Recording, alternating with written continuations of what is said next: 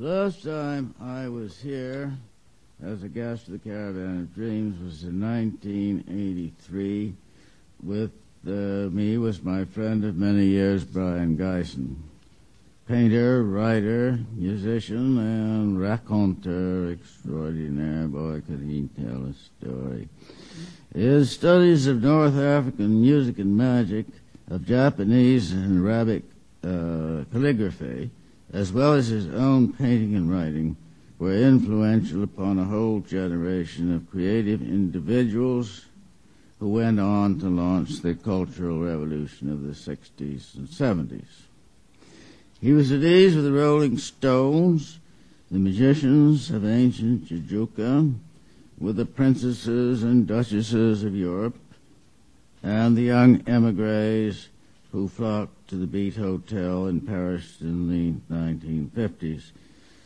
When we lived there and began our collaboration, Brian invented the dream machine and the cut-up method, and his ideas were crucial to my own development as a writer. He said that writing was 50 years behind painting, that art creates new values. He was a visionary prophet of the space age. Brian Geisen died on July 13th in Paris, where he lived for 3 decades. He was 70. I wish to dedicate this performance to his memory.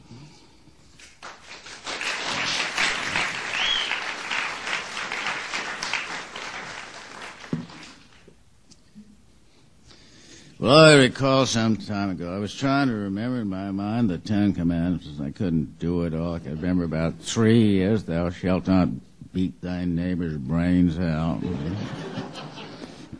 or hump his wife, or steal what he makes honest. So I started updating them. Thou shalt not be such a shit you don't know you are one. Is there anyone in this room who has never said to himself, my God, I acted like an absolute shit?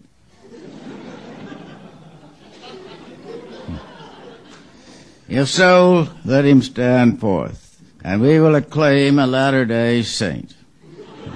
Don't anyone look at me.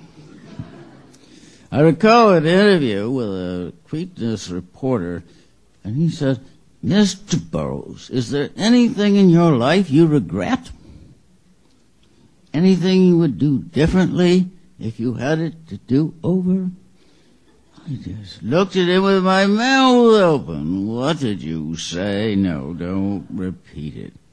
Well, I'm lucky if I get through a day without something I did wrong, something I regret, and he's talking about a lifetime. My God. There are mistakes too monstrous for remorse to tamper or to dally with. Edward Arlington Robinson. Anyone who's never made mistakes like that and paid for his mistakes, I trust him little in the commerce of the soul.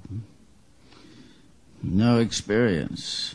Young thief thinks he has a license to steal. Young lawyer never botched a case. Young doctor never killed a patient. They don't know the score. Thou shalt not blow pot smoke into the face of thy pet.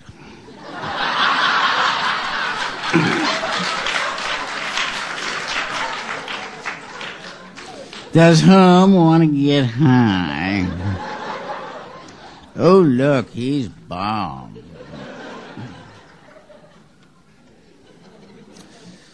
Thou shalt not drop an atom bomb or shit one out in the first place. Yes, I'm talking to you, Dr. Robert Oppenheimer, known as Opie to his friends.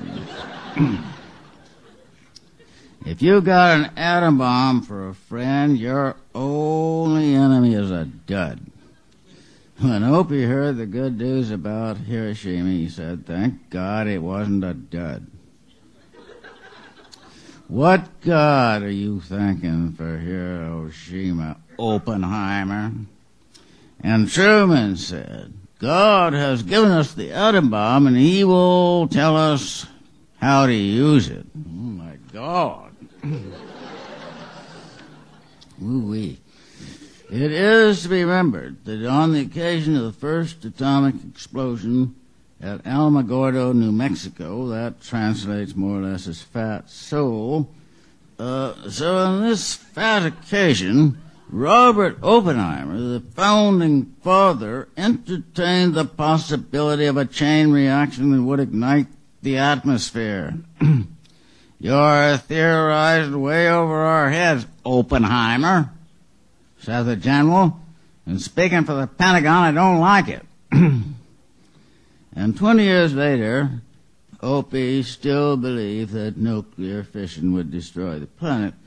"We have become death, a shatterer of worlds," he said. He said it on television, and he wiped a tear out of the corner of his eye with a long, skinny